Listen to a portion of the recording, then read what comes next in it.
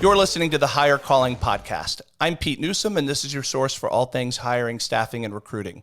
Back again today with Ricky Baez to talk a little controversy today, I think. So, Ricky, before we get into that, how are you, man? As of right now, I am doing absolutely amazing, Pete. Really good. You're doing As well. of right It's now. Friday. It's It's Friday. You know what? Had a little bit of an issue last night, but it's not your fault. I was at a client meeting for dinner in Altamont, and I'm driving back home because I live South Orlando on I-4, and my car starts to overheat. Light starts going crazy, smoke's going crazy. It's 10:30 at night, and I pull over. Guess where did I pull over? I have no idea. Lee Road. Lee Road. Okay. So for those of you who know Central Florida really well, Lee Road off of I-4 is not a good place for you to pull over after dark. At 10:30 at night. At 10:30, it is not. So as soon as I pull over and park, I'm trying to find a gas station, but not drive too far so my car doesn't completely go nuts. I got to put on my crazy face, that way people don't approach me too easily. Because once you put on a crazy face in a bad area, people leave you alone. Okay. So that's what I had to do yesterday. But aside from that, I finally got my car back home. Everything's great, Pete. Well, man, I'm sorry to hear. You did make it home with the car, though. I did, because there's a little trick that my dad taught me way back in the day, and I mean way back in the day when he had a Corolla in the early '80s. Is if your car overheats, roll all the windows down, turn on the heater, turn on Okay. the heater, open the vent, because back then at least the heater, it uses the car's heat to heat the inside of the car, so it takes the heat away from the engine. So see, Okay. people didn't know that this was a mechanical tip of the day today, right? Yeah, that's and that concludes our show for today.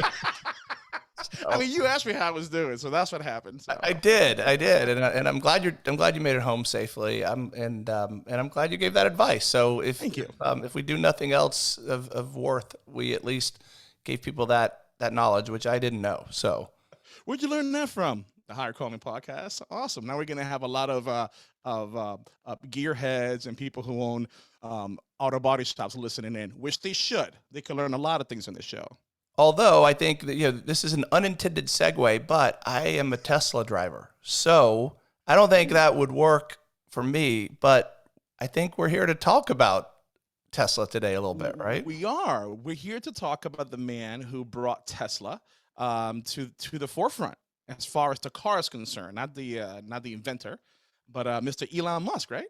Elon Musk, who's been in the press a lot lately, trying to buy Twitter right now. I think Elon likes the spotlight. Many of us like seeing him in the spotlight. He's whether you agree with everything he says or not, you can't deny that he's entertaining, and you can't deny that he's a incredibly intelligent, successful business person who is doing a lot. Now, I personally think he's doing a lot of good for the world. Not everyone agrees with that, and that's okay.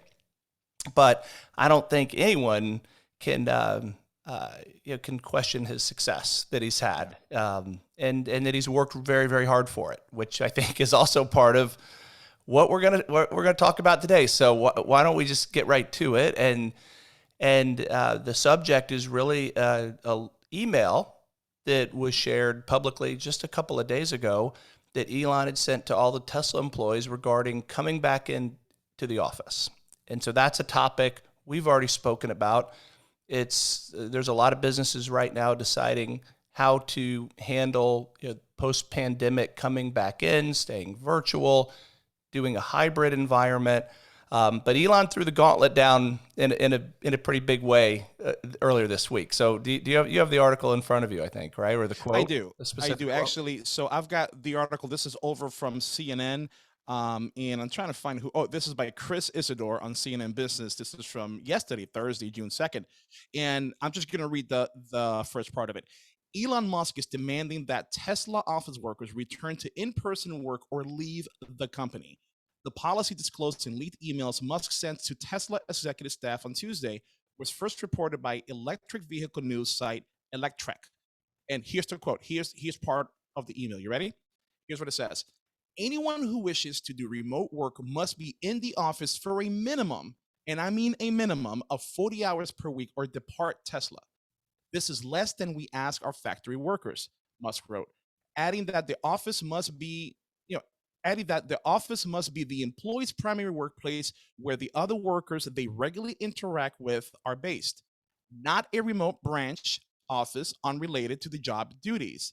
So, and he also says that, it's not it's black and white. He says if there's anybody who would like an amendment, who would like to an exemption to that, he personally would review it to see if it has any merit. Yeah, And I don't know if there's going to be a long line of folks, wanting to no, personally could you review. imagine? I, well, yeah, nothing would surprise me today, but I'm gonna play the odds and say that most won't probably ask for that exception. You know what?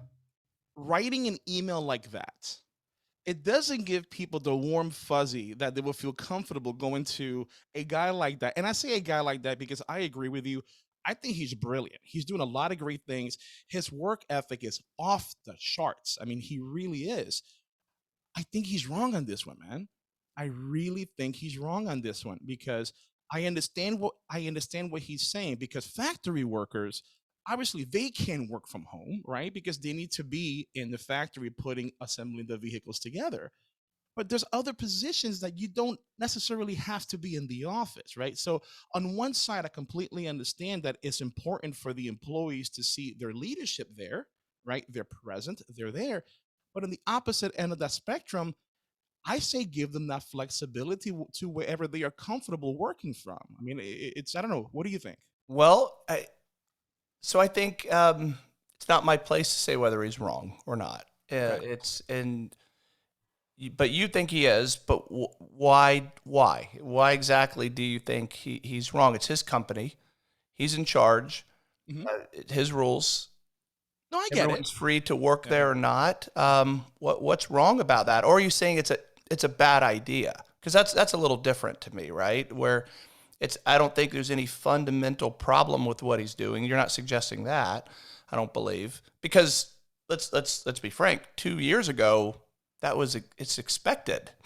this was Yeah, yeah. this is a statement that wouldn't be controversial at all. And if anything, someone who runs a company of that size coming out and saying everyone now has to work at home. We no longer want you in the office. That would be weird, right? Yeah. Or at least even giving permission for everyone to work virtually would have been very bleeding edge 2 years ago. And so now it's I think it's indicative of how different the world is, where you think an employer requiring his employees to be in the office is inherently wrong. I find that fascinating. So here's what I find fascinating. It's you said something interesting. You said there's a difference between a bad idea and it being wrong. Well, in this case, what's that difference? Because I don't see it. Okay. Well, Yeah. when you say he's wrong, I would think that there's the opposite of that is being right. Okay, so is it wrong for an employer to require employees to be in the office? I don't see how that can be a right or wrong situation. I get you. That's what Okay. I mean. Okay. So not to make it about semantics. But that seems to have more of a serious, offensive um, sort of implication to it versus I suspect what you mean is you think it's a bad idea on So his part. I'm gonna backtrack. Then I agree with you. It is a bad idea. It's I think it's a bad idea. Not that it's wrong, but I think with the way the world is working today, the way the workforce is moving today, um, they. I don't want to say they're demanding, but the idea of a flexible work schedule and flexible doesn't mean one or the other. Flexible is they have the option to work if the job dictates it, where they feel comfortable in, where they can be the most creative, right? I think people would value that flexibility more than what they did pre-pandemic. Because pre-pandemic, it's people worked at the office. The expectation is that they work in the office. Telecommuting is not something that's brand new, but you got to admit it has skyrocketed since the pandemic hit. And whatever issue a business leader had with telecommuting, whether it's they would think people will be gaffing off at home and not really putting in the hours they should, I think the pandemic proved that to be a false statement because some people did do a good job at home. Yeah, there were a few who were not doing what they were supposed to be doing, but for what I have seen, the vast majority of people did a great job working from home. I mean, do you have any empirical data to back that up? Not right now, no, but I think I read somewhere, I would find it, but I think I read somewhere that on average productivity shot up 37%. Now, don't quote me on that yet. I have to find that article I read about a year ago.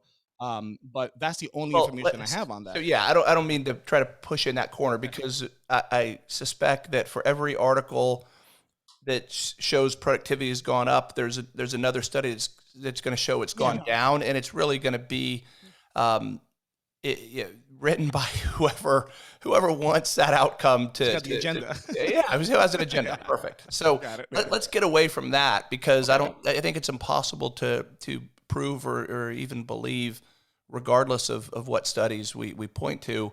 I do know that since the world has largely gone virtual over the past couple of years, there have been a lot of people taking advantage of that in a bad way, taking multiple jobs, working more than one. I've seen that too. websites that exist to tell people how to do it. And so as an employer, you can't ignore those things. You can't ignore the possibility of that. And at a company like Four Corner Resources, we have between 30 and 40 employees who there's nowhere to hide, right? That we all communicate with each other frequently. Everyone's accountable in a way that just doesn't exist at a company with thousands of employees. And having worked for two very large employers, I can tell you there's a lot of people who, even when they're in the office, do very little work. Okay, so True. Yeah. if we talk about the pros and cons of it as an employer, I think there's a lot of valid reasons to want your employees in the office that aren't meant to harm the employees at all. I don't think that's what it's about. I think it's about productivity. I think it's about being able to train and learn and meet and engage, all the things that are really hard to do when you're not together. And it's I guess the main thing. It's not. It's impossible. We all put ourselves in that situation and think what we want or how we'd feel. Well, we're not Elon Musk and we're not running Tesla. So Or 20 other companies. yeah, I mean, you're an HR professional. I run a staffing business, and so I can say what works in our world, but I'm not in position to say what's best for Tesla. And I also will say, and we have to get into this at some point.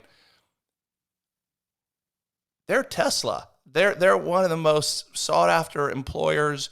They're one of the best brands that exists in the world. One of the most valued organizations in the world, and they can be a lot more demanding than a lot of other companies could be, because Tesla's a highly sought after employer. So I agree. They don't have to advertise about their culture, right? Because they really have people knocking down on their door. And you know what? And if anybody doesn't like what he wrote, I agree with you, Pete, right? It is his company. But the reason I'm saying it's a bad idea, again, is that the work environment has shifted. It really has shifted. It really has shifted, right? So when you have other organizations that are open to this flexibility, again, I'm not saying one way or the other. I'm saying give employees the option. Give them the, because not everybody wants to work from home. Some people want to work in the office to get away from home. I know some people like that, right? But if the flexibility is there, that would attract a better workforce, and the workforce would be really happy to work there. Now I know Tesla doesn't have that problem because they're such a big, brand, and people do want to work there. But here's the part that really gets me. When I hear somebody say, no, no, no, no, I need everybody back in the office, regardless of what kind of job they have, because of productivity. Here's what that tells me. That tells me that lady doesn't have any trust in their employees, right? Either they don't have trust in their employee, because if I hire somebody to work from home, me extending that job offer implies trust that you're going to be able to do what you say you was going to do, and I'm going to pay you a salary for that.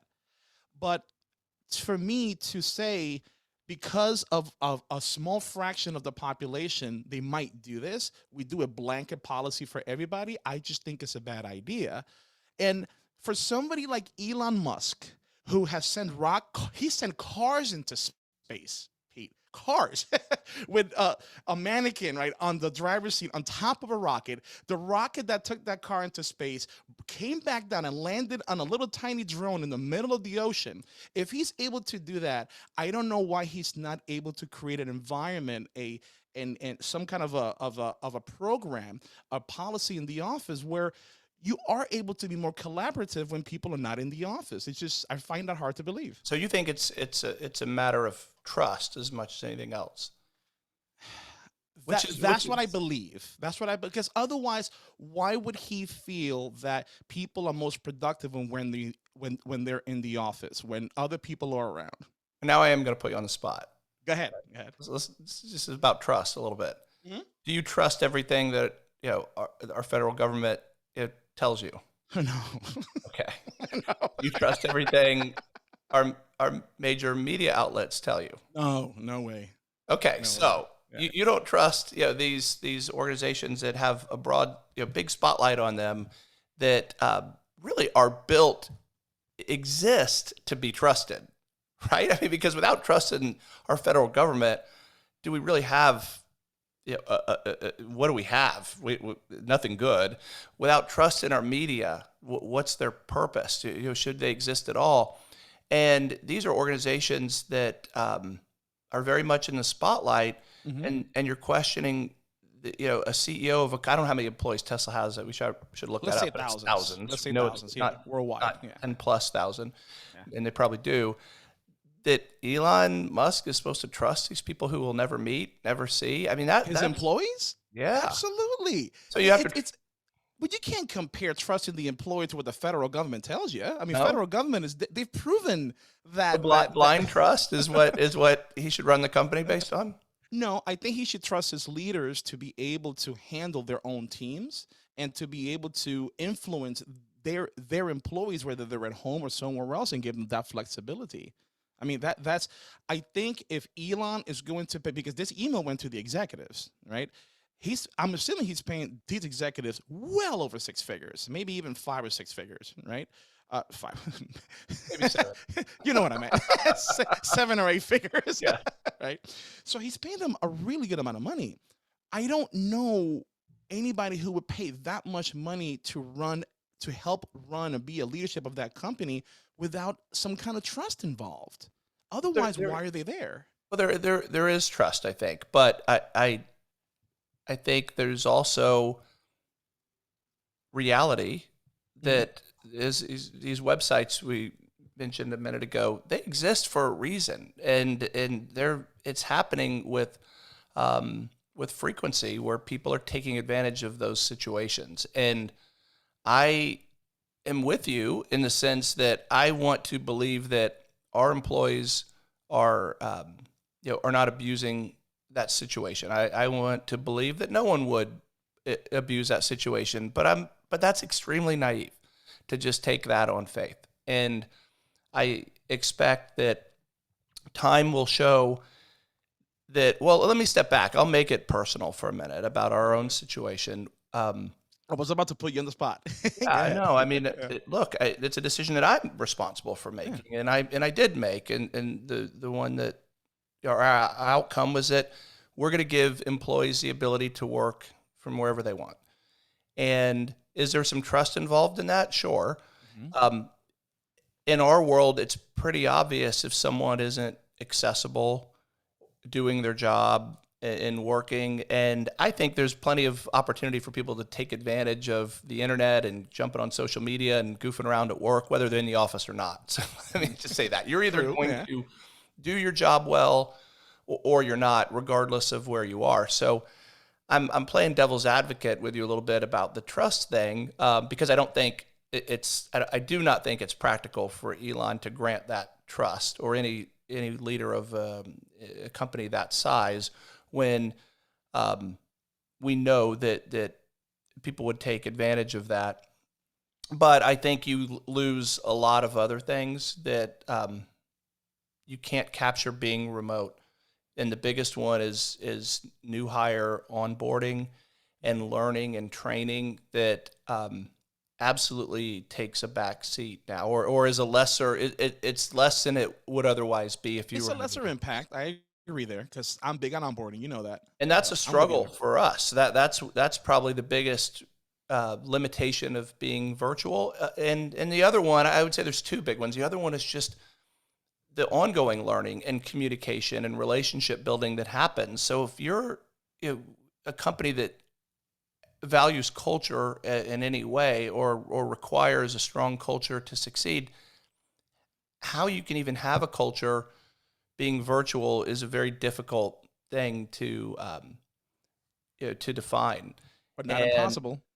no, it's not Mhm. impossible, but it's a lesser version, right? That Okay. we have employees who I don't get to engage with just as a matter of practicality, because it would require an individual phone call or Zoom meeting. Where if we're in the office, we just see each other. We have that human interaction that it's really hard to quantify the value of that. I can't point to something and say, well, because I don't get to run into people and get to know them on a personal level the way I would if we were in the office. Can I Agreed. can I point to our balance sheet and say how that's impacted? No, not really, but it's real, right? Yeah. It doesn't make it any less real for me. So I don't know if he came out with a statement yet on the purpose behind it. We're making some assumptions, I think, and talking about No, trust, he or is that what he said? I don't know. no. That's I'm assuming that. He didn't say that. I'm assuming that. He somebody put on Twitter, which made me laugh because people keep asking him, hey, it's did you really write this? Did you not write this? But I'm trying to find that one Twitter response that I thought it was actually pretty funny. Somebody in Twitter said, "Hey Elon, any additional comment to people who think coming into work is an antiquated concept?" And Musk replied, "They should pretend to work somewhere else." I mean, I gotta give it to the guy. He has some awesome one-line zingers. He does. So I don't. To me, again, it's I have no data to back this up. This is just me as an HR person who I have seen organizations who are really hardcore one way or the other. And again, I'm not saying that they should have allow people to just work from home 100% because that's just doing the same thing as bringing them back to the office. I think what a lot of people are going to look forward to these next couple of years is going to be that flexibility for the jobs that do allow it. Again, a factory worker, obviously you can't do that. A forklift driver, you can't. Well, wait a minute. I did see a video the other day of a physician using virtual reality tying a shoelace from across the world using like those Robots. yeah, robot arms. I gotta find that video. So maybe forklift drivers and things like that, well, maybe we're not so far off. Maybe in 10 years they are going to be automated. But I think it's with the people I have consulted with in the past who I've had this conversation with as to saying I want to make sure everybody's back in the office. The conversation let's have is why. And what they've told me is that because I know they're more productive in the office. So that's when I push back. Do you not trust that they are productive or not productive at home? And if you do, let me see that data. We can work on that, and we can come up with a policy. And they haven't been able to point to that. Does it exist? Maybe. Maybe it does. Maybe it doesn't. But that's just been my experience.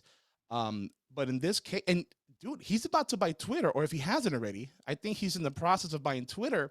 And he's And indicated to those employees there yeah, because I plan to think go back. wasn't it a few months ago the Twitter CEO said you can work from wherever you want as long as you want, as long as you're creative and productive. And Right. now here comes the potential boss saying, "Nope, in the office." I wonder what kind of rift that's created over at Twitter headquarters. Well, again, I'm a fan of the open market, and I think if Tesla or Twitter decides to uh, go in that direction, then they have to live with the consequences, good or bad. And no one else should really, who's not involved, you can have an opinion, but your opinion is irrelevant, in my opinion, unless you're considering going to work there or you're an employee of that organization, or maybe if you're a shareholder in the organization, if you I think wish. it's going to damage the stock price. But if you look at our company, it was of course a private organization. Yeah, I could make a crazy declaration like that. I could say that we're moving the company to Alaska tomorrow, and if you want to stay employed, you have to move to Alaska, right? I can do that. It's probably not going to work out very well, right? True. I mean, that is your choice. Yeah. I You mean, know, unless you really like Alaska. I mean, you have to we really might love get one or Alaska to two move the on company board there. to do, but um, so if you make a decision like that, you do have to live with the consequences. But I don't think it really should matter much to everyone else. Where let's say it does have a negative consequence. Let's say that if some significant percentage, 10%, 20% of Tesla employees say, "I'm not doing that. I'm not going back. I'm back on the market." Well, we know they're really good employees. The rest of the world, gets to benefit by That's their true. candidacy Yeah. potentially, right? But um, and similarly, I think it's potentially a competitive advantage for those organizations who want to take the opposite approach to what he did and say, "Hey, come work for us. You don't have to." We'll never say that. I guess maybe never say never, but you can work anywhere, because I think that's a reason to work for Four Corner Resources. I think the fact that you could live anywhere in the world and work for us, I think that's really cool, and I am a huge fan of it, as you know. Yeah. But I also see the downside, and I'd be disingenuous if I didn't point that out. I hear that. But I think it's a small fraction of that downside. I think the pros highly outweigh the cons. And and look, Pete, I've been in situations. It's I used to be HR for a call center over in Lake Mary at 1,200 people, and I remember talking to business partners because one employee did something wrong with a cell phone on the call center floor where you're not supposed to have it. Next thing you know, there's a policy affecting 1,200 employees because of the action of a few. And to me, I rather address the people who are not pulling their weight, the people who are not being productive. I rather address those folks individually and show them the way on what needs to happen production wise, rather than putting a blanket statement. And it come on, it came across kind of harsh, right? This is what you got to do. If not, you got to work somewhere else. It's true. I mean, it's not wrong, but there's a way to say that, right? But again, it's not like he's hurting for people. It's not like he's hurting for people neither. So that we may disagree here too, because I respect someone who tells you exactly where they stand in an unapologetic way. He's not looking for affirmation on this. He's saying, this is what I believe is the best route. This is the route we're going to take, and you can take it or leave it. And again, this supports the market that I think we should have, because competition is healthy. And if, let's say he ramps it up even further just for fun, he says, okay, not only do you have to work in the office, you have to sleep there too. Right? I mean, that's what he does. Well, right? and So it's not coincidental that he's the richest person in the world. Yeah. And we can't get away from that success doesn't happen by accident, and success usually goes to the person who outworks their competition. And of course, the quick comeback to that is, well, I want to work smarter, not harder. Well, Elon Musk is working smarter than you are already, and he's outworking you. Good luck. Dude, he is not human. But think about it. I mean, so I've never heard a logical counter to that. All things being equal, the person or company that outworks their competition is going to win. Yep, I agree. 100% of the time. Unless I'll just say they're going to win. Period. I won't say 100% on anything, but that I think is what he's going for, as much as anything else. And he clearly not clearly. He seems to think that there is a loss of productivity or loss of something that can't exist without workers being in the office. And I'll continue to say the same thing. Who are we to say that that's wrong? Don't you assume he knows best at some level with No, his own I agree with organization? that. No. So look, it's you're right. It is his company. He can do whatever he wants. And dude, I'm a fan of the open market as well, right? Organizations should be able to do what they think would be the best process for their I'm with that 100%, right? Again, it's from my perspective. I'm thinking about the workforce, what the workforce is looking, and I'm not terribly concerned about what Tesla is going to do because I don't think they're gonna suffer that much of it because you're right. People are knocking on the doors to work there. Somebody will join up as soon as somebody leaves. But I'm wondering what other organizations are going to do, right? Other organizations who may not have that brand power. Man, if Elon does it, I'm going to do it too, and then they're going to suffer Well, because now. I'll tell you that now I don't have any insight into their overall compensation, how they compare to other organizations, their perks and benefits. We're not lining those up right now, but I could say, on the surface, the ability to be a Tesla employee versus most other brands, Tesla's going to win. So Tesla has an advantage coming in. Now he's saying, hey, you want to work here? Well, we have higher expectations and requirements than everyone else. And is that really different than saying to work here, you have to have an advanced degree? You have to have gone to an Ivy League school. They companies can do that if they can attract the employees and back it up. And I don't think, personally, based on my perspective when it comes to these things, it's going to make them worse as a business. I think in many ways it's going to make them better if they can attract the employees. Now, if they can't, then that's an entirely different problem.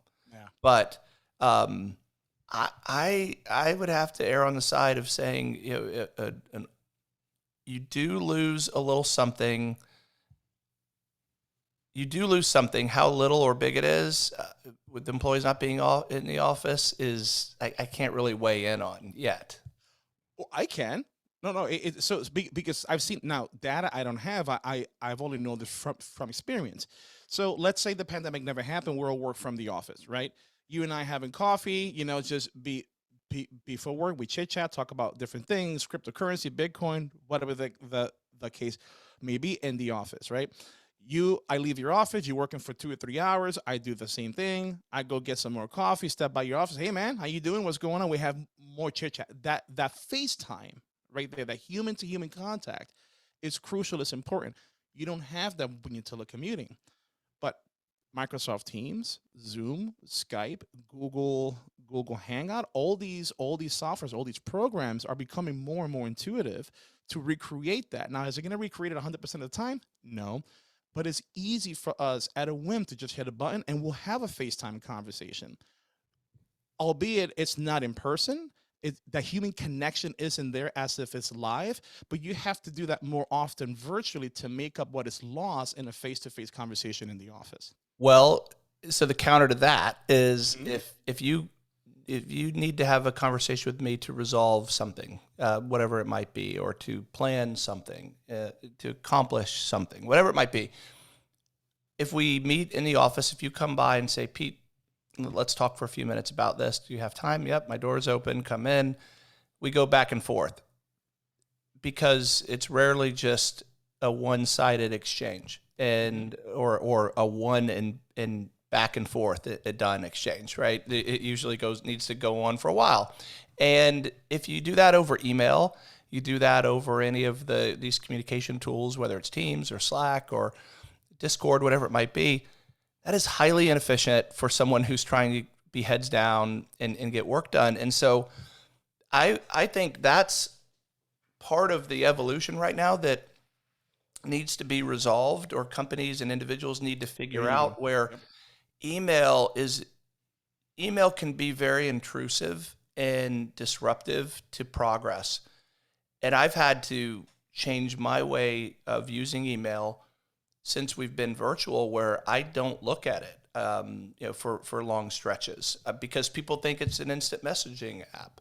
Yep. And when I'm trying to be productive, when I'm trying to be creative in any way, to constantly be interrupted is an awful thing. But I have this feeling of that I need to be accessible too because I'm Mhm. virtual. So that's a weird thing where if I'm in my office with my door closed, people know I'm in my office, they know I'm working, they know the door is closed. So as a leader of an organization, there's a certain level of I don't want to say respect necessarily, but you know that I'm not at the beach. You know that I'm not Yeah. at the golf course. Isn't that the And trust thing again? I trust but verify. I mean, you're granting trust. I don't think it should be do as I say. I think it should do, like I don't think trust should be necessarily granted without a reason. Like I want people to trust me because they see that I'm consistent and honest over time. Mhm. I give them a reason to trust.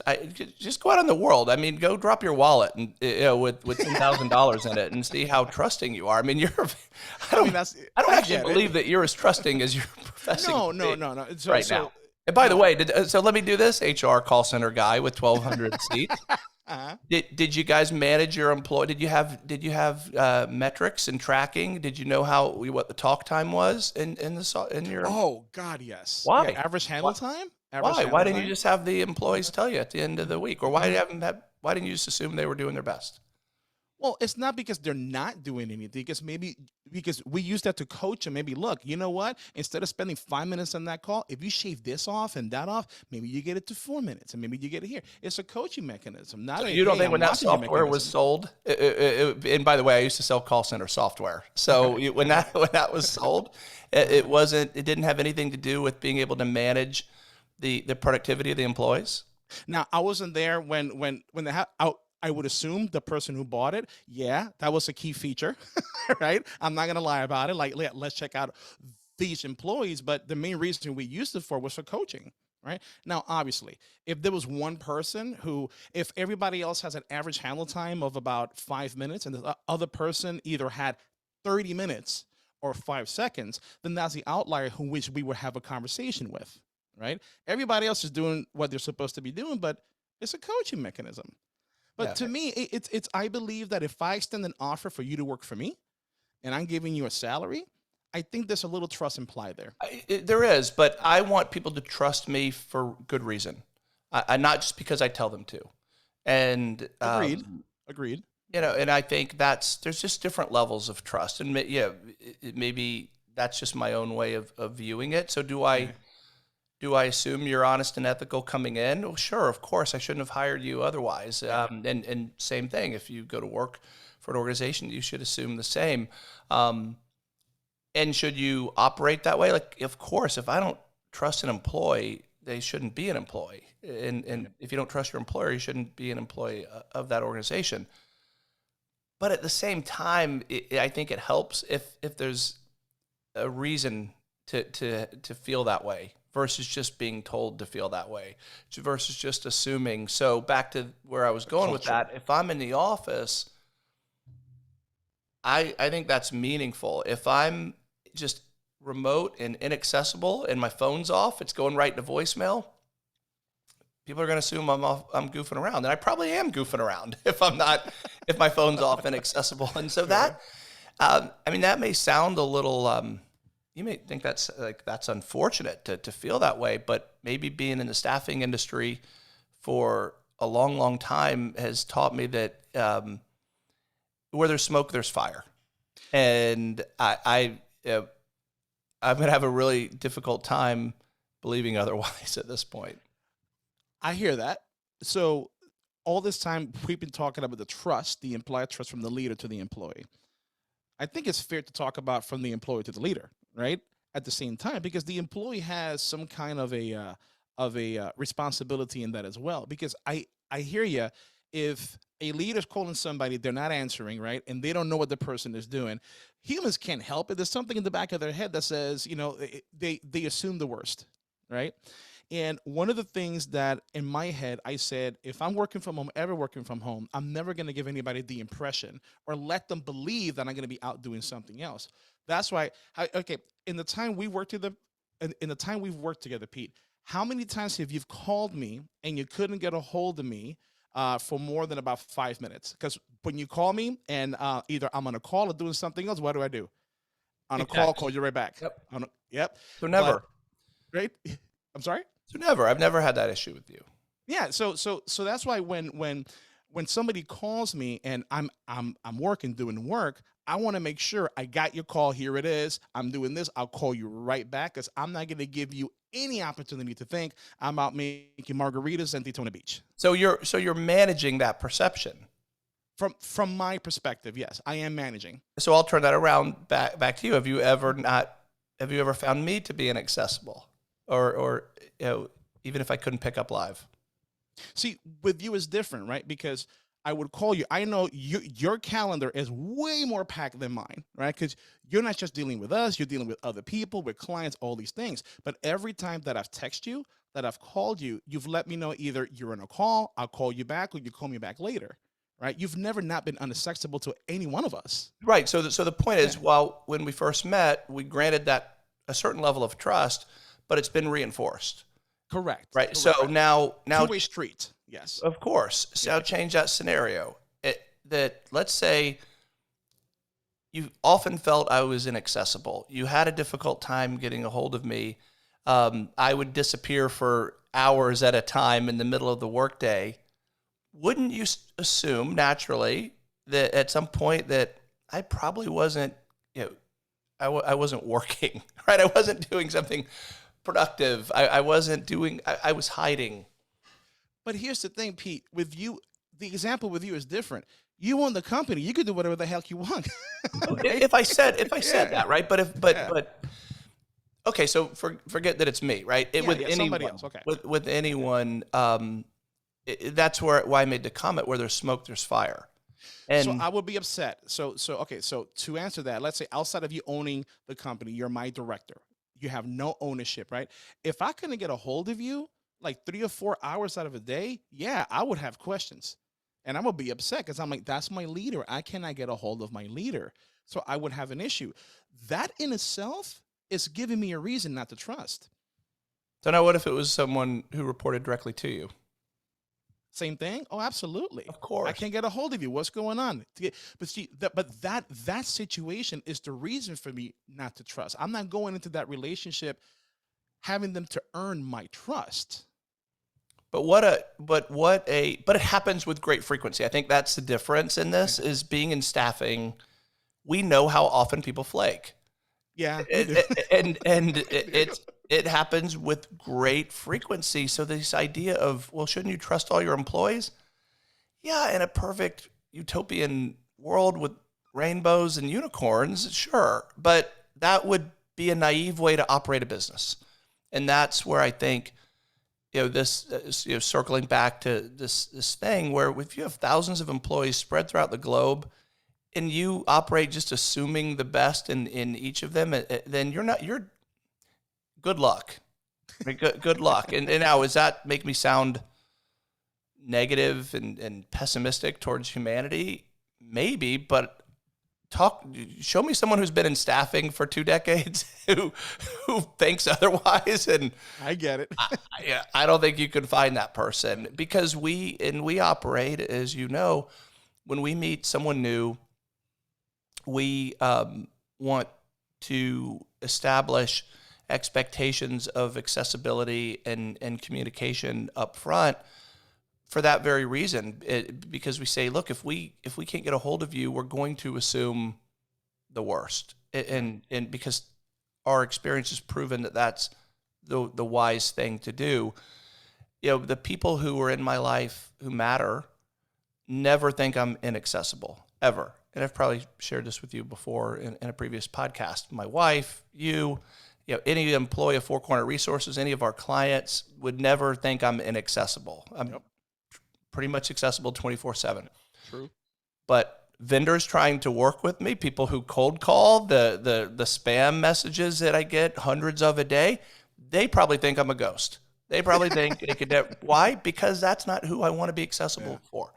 And so, if you're experiencing that in employee-employer relationship, and I don't care whether it's the person you report to or the person who reports to you, and I do think it's valuable and necessary for me to be accessible as well as it is for our employees to be accessible, that trust disappears pretty quickly, and rightfully so, in my opinion.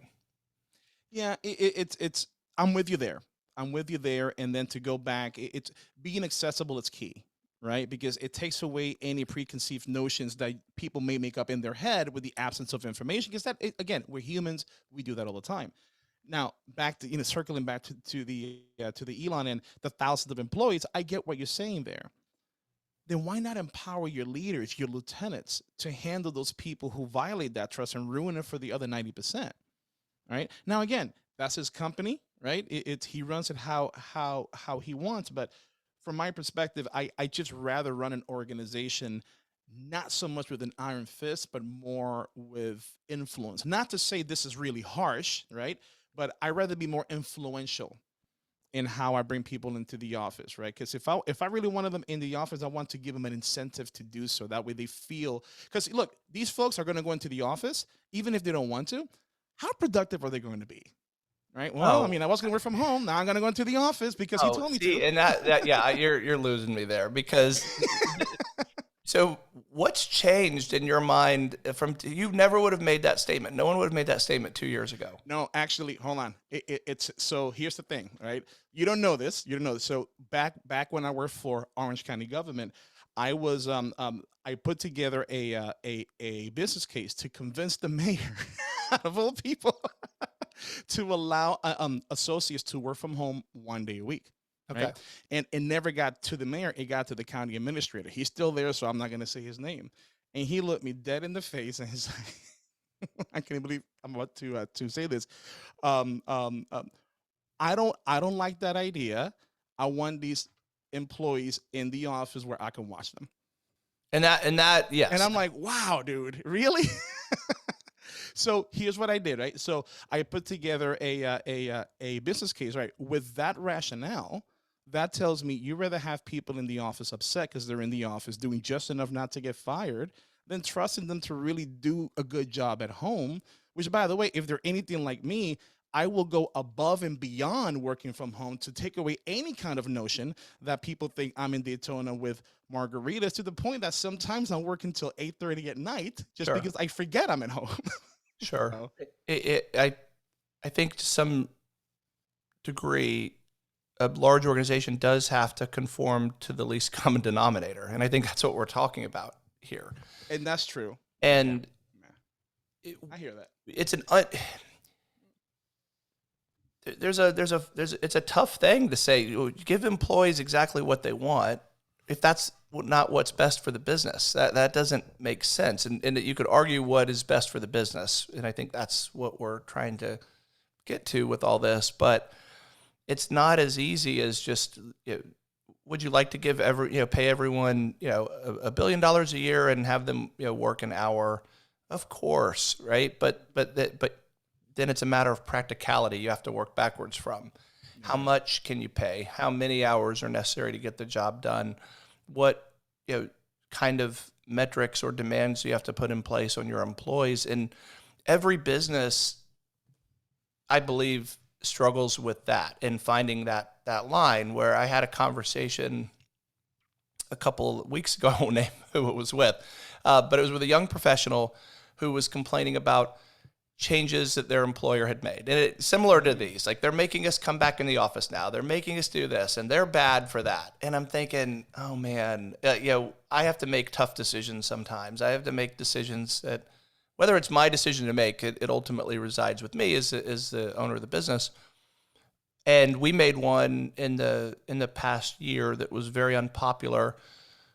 It was somewhat misinterpreted. It had to do with time off, and it was with good intentions. I mean, it was absolutely done for the benefit of the employees, but it Hmm. wasn't perceived that way, and therefore it appeared to be a bad idea. And we've corrected that and then some. I think we probably offer more time off now than, well, we go We've up to corrected it. unlimited. So I'm not sure we can do better than that. Um, Uh, which I never thought I would do, but nonetheless, the as I was hearing this conversation, I had to tell this young professional, like, listen, go talk to them about the decision, because I can assure you in almost every case, it's not done to harm you. It's not done to upset you. It's done for a business reason. And you may not have that entire picture of what was behind it, just like we don't have with Elon and his decision. But I'm if I were betting, I would say it wasn't to hurt the employees. It wasn't to make their lives lesser than they are. No one would want to do that intentionally. So there's got to be a business reason for it. So that's a good point because you are right. For an employee to get upset for a decision that was made in the organization, it really is a good idea. Instead of getting all upset about it, just talk to the source. Hey, help me understand why this is happening. Not that you have to explain to me, but it'll be nice to know the rationale behind it because here's what I'm thinking. So that is a good point. I do get that. And I don't think Elon put that out there. I agree with you. I don't think Elon put that out there just to make people's life miserable. We I didn't mean mean, to put it out there at all. Someone else. well, true, right? Right. So He's got to be smart enough to know whatever he sends out that's controversial is going to get leaked. I mean, come on. well, I don't think he cares, right? I Yeah, mean, yeah. he's going to say what it needs to be said and not try to sugarcoat it. But he didn't, broadcast this to the world intentionally. So So I think what you just said there is the exact takeaway that I would like the listeners to walk away with. If you are upset, if you're an employee that are completely upset with a decision that your leadership has made, don't get upset about. I mean, yes, you cannot not get upset about it. You're a human being, but talk to them, ask the reason why to get a different perspective as to why it happened. It might change your mind. So that's a good point. I think our listeners should walk away with. yeah, we were talking the other day about how to feel if you're turned down when you ask for a raise. And it's similar to that, where it's not going to be the answer you want necessarily, but you should feel it's within your rights to get that answer, to get the why behind it. And that the message that we saw publicly, in that email did not share much behind it other than this is what we're doing, take it or leave it. And he Yeah. can do that. And every company can do that. They may suffer as a result. I don't think Tesla will. I don't Um, think so neither, to be honest. and it'll be interesting to see, and not that we'll ever know this definitively, whether Tesla feels ultimately that it was the right decision. Look, a lot of companies are struggling with that right now. Every day there's new articles out about companies saying, okay, now the pandemic's over, come back to work. And employees, look, people. I mean, it's funny because whether you realize it or not, you're taking a stance that you wouldn't have taken 2 years ago. Yeah. You may have supported the idea, and we at Four Corner were already letting employees work from home with the intention of ultimately giving a fully virtual option. COVID fast forwarded that for us, and so we just said, well, here we are. Let's just do it now. And we don't feel that there's a loss of productivity. We feel the pros outweigh the cons, but the cons are still there and Yeah. they're still real. And I struggle with it because I know we have 3 new employees starting on Monday, actually 4 new employees starting on Monday, 3 in recruiter roles. And their training and evolution and interactions are not going to be as rich and as deep as they would otherwise have if they were in the office surrounded by peers and people with more experience. You just can't recreate that. And so is it productivity in this case? No, not really, but it's something. Yeah. It's something real that we're losing by being virtual. So But again, for us in our business, in our situation, we think the pros outweigh the cons. So we're going to stay virtual. so it's funny you just happened to mention that right now with the 4 employees starting on Monday because I was just at the office downtown yesterday talking to the HR person, to make sure she's ready because this is the first time she's doing new employer orientation. So I'm there. I'm like, you got this, you got that. Here's what you got to do, and how I'm teaching her how to recreate that personal experience because you're right. It's there's a lot lost there when you don't do it live. But what I started working with her on is, look, onboarding starts as soon as they apply, right? You start having those conversations, start reaching out to them, start being personal with them. You have to do a lot more legwork virtually to try to recreate that experience as much as possible. But dude, you brought that up. I am so excited for Monday because I'm gonna be. Yeah, I really am. Because you've got 4 employees coming in, brand spanking new. They're gonna come into this brand new environment, brand new world. I've got the HR person excited about it too. She's gonna do an amazing job on Monday, so I cannot wait. Yeah, So it's funny you bring that up right now because we were just having a conversation about that at the office yesterday. well, it's exciting always to have new employees, especially when they're coming in a group. Right. But it is incumbent upon us to make sure that they don't have a lesser experience than those who were in the office. And it's a work in progress. So I don't judge anyone else on how they're doing things. We're doing what we think is best for us, for our team, for our future, and we'll see if we're right. And I think a lot of changes and evolution are still ahead in this respect, without question. So June 3rd, 2026, we're gonna revisit this. Okay. We're gonna have another podcast. Let's see how this worked out. Let's see how this worked out for Tesla and all the organizations that are taking a hardline stance one way or the other. Let's do 2023 first, because boy, that's I mean, it's possible things will be unrecognizable a year from now. Compared to, good point. I mean, dude, let's get to November first. let's get through November. Where turkey's $80 a pound. Yeah. Well, back to that petrodollar conversation we were having. But that's for a different podcast. We'll get there later. All right, man. I think we've beat this up enough for today. Yeah.